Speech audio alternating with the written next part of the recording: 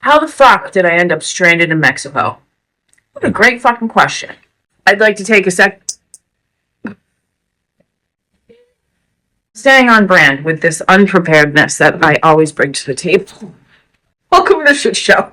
Welcome back to the channel. Welcome to the shit show. Welcome to the Hope Chase. Who the hell am I? I'm Angie, and I was a junkie for almost 20 years. From the age of 23 to 40, I was a heroin addict, and I went in and out of jail, so many fucking hospitals, so many detoxes. I can't even count how many detoxes. Infections, almost losing limbs, homelessness, overdoses. I'm a felon. And today I'm over 5 years into recovery, which is fucking wild because the longest clean time I could ever put together throughout that entire period of time was only 11 days. So it's a fucking miracle. Let me set the stage for you.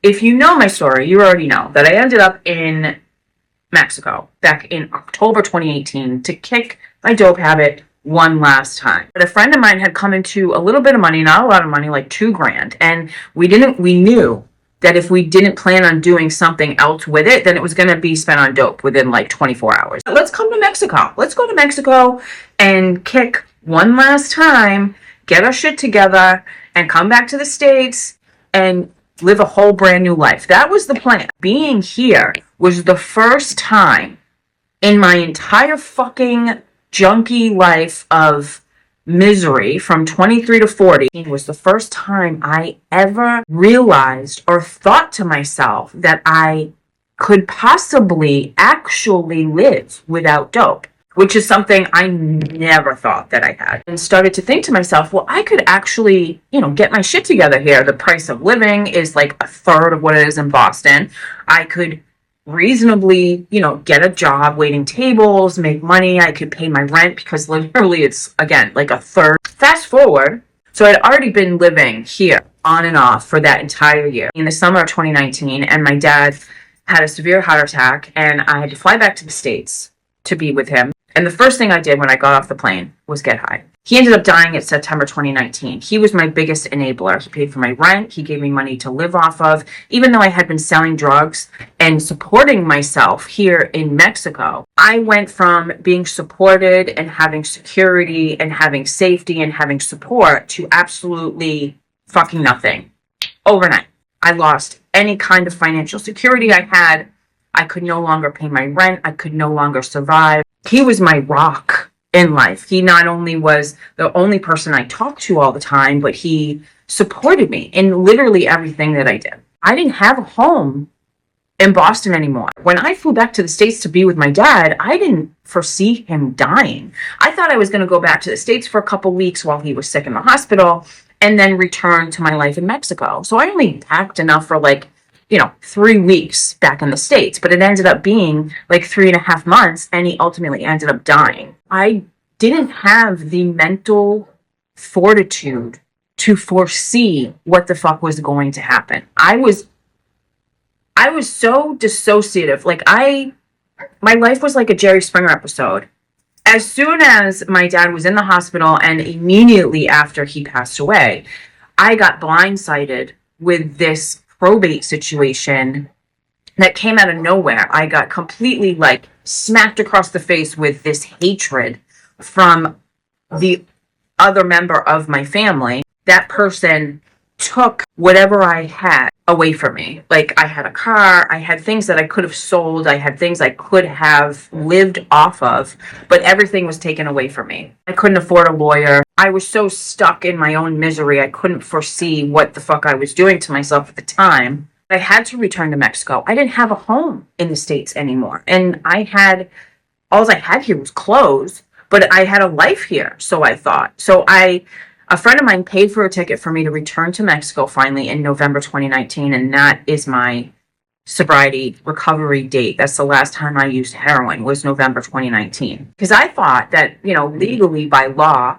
I was going to get 50% of my dad's estate, which is duh, that's the law. I figured, even though I couldn't afford a lawyer, what could go wrong? I don't know what I was thinking, considering that I have a 10+ page criminal record, and all I have witnessed was things going wrong in the justice system. Everything I've ever had in my entire life was thrown out with my dad's stuff, all the memories, all the things, everything. Didn't even have a bank account. I didn't open my first bank account until after my dad died. I was 40. I opened the bank account with a few $1,000s I had gotten in advance from from an inheritance loan company, because I thought that I was getting half of my dad's estate eventually down the line, which didn't end up happening. So my dad died in September 2019. I returned to Mexico in November 2019 and stopped using heroin. And then in December 2019, my mom passed away. Both of my parents, within 3 months, passed away. Quarantine hit about 2 months later here in Mexico. And any money that I was making from selling drugs completely went away. On top of losing absolutely everything after my parents died, I was forced to live off of $500 a month. Thank God I had the $500 a month, because I would have had absolutely nothing. Zero, zip, zilch, nada. No money to my name, no savings, not a dollar, not a peso, not a coin, nothing. $500 a month. Thank God that I had, from my dad, I had found paperwork that had named me as a beneficiary to a quarter of his pension. So thank God my dad, even after death, is saving my fucking ass. Thank you, Dad. If I hadn't had that, I don't know what the fuck I would have done. And if I hadn't had already an established home in Mexico, I don't know what I would have done, because I would have most certainly died had I had to stay in the States on just a measly $500 a month. But even back then, when all of this was happening, it was so surreal. It felt like it was a fucking movie. I remember, like, literally saying out loud to myself, how is this my fucking life? Like, how did this happen? Like, I had this huge fall. Like, once upon a time, I had things. Like, I had a really nice car. I had a lot of fucking clothes. I had things, all the things, right? But I was also miserable. But I lost all of it. I lost all of it. But it wasn't so much the things that I was grieving the most. Losing that security, losing my support system. My dad was my only support system. He was my rock. And I lost all of that overnight. And even at the time, back 5 years ago, it didn't hit me. It was so surreal. Like I said, I was in just this constant dissociative state. It was the hardest year of my fucking life. And that says a lot, considering I spent 17 straight years addicted to dope, completely miserable, picking up charges, going into jail. That says a lot. It never even really dawned on me that I was stranded here, because I didn't think about leaving.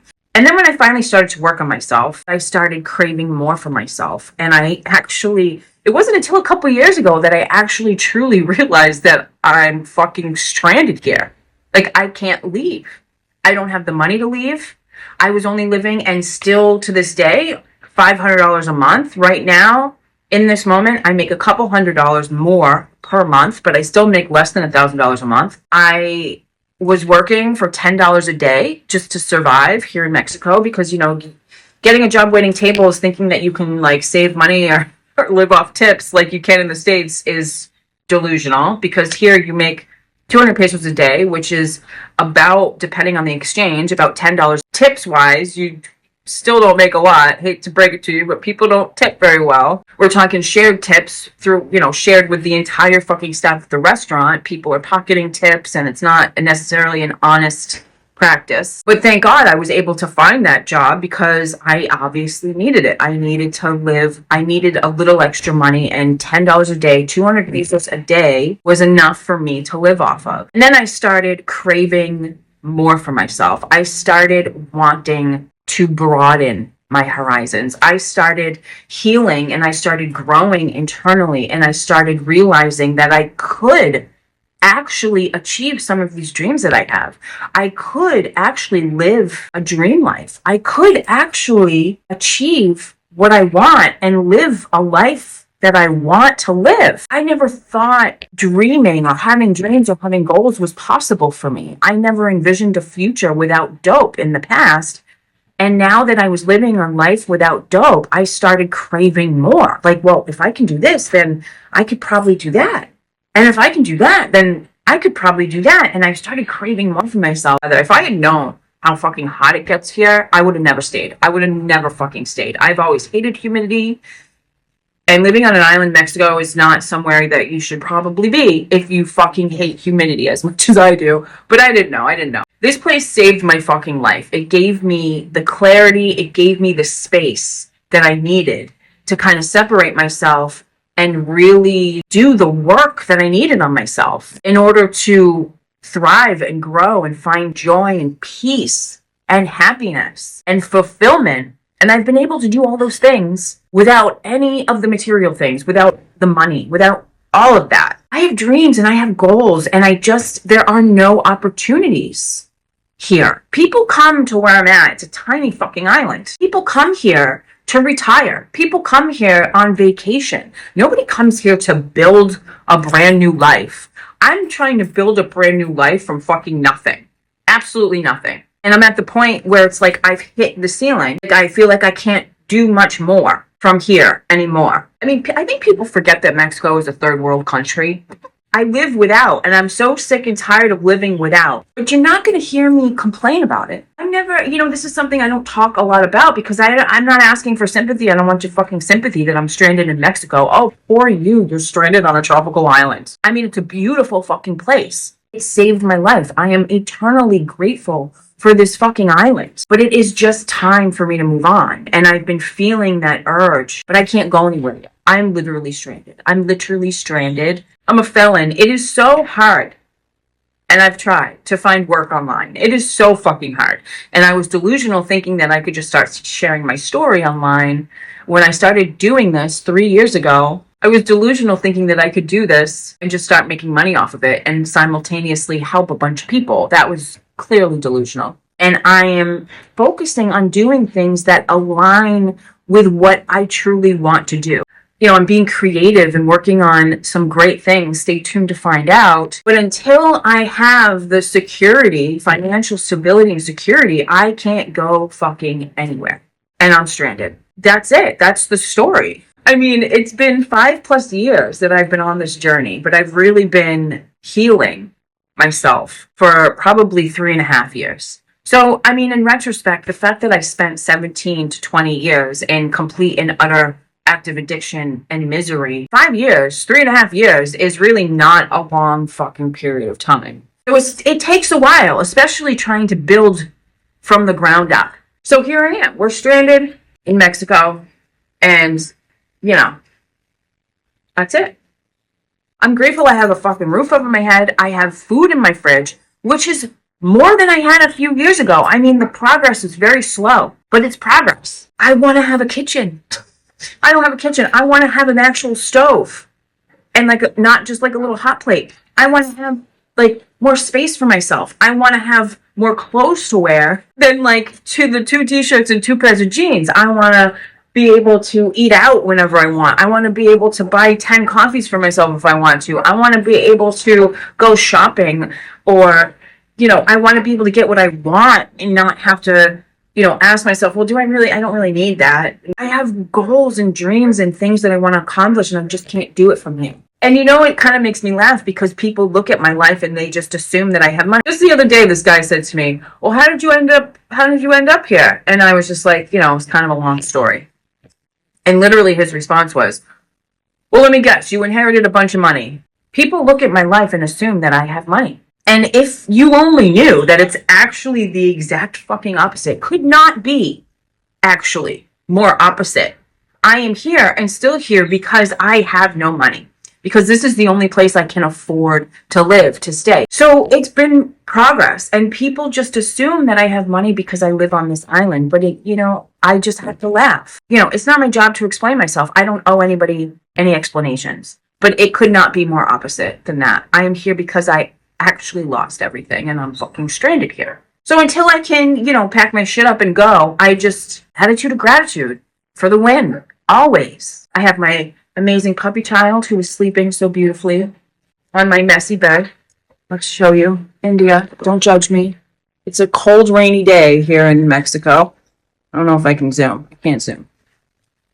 And I'm going to sit with my old, all the clothes that I have are over 5, 6, 7, 8, 10 years old.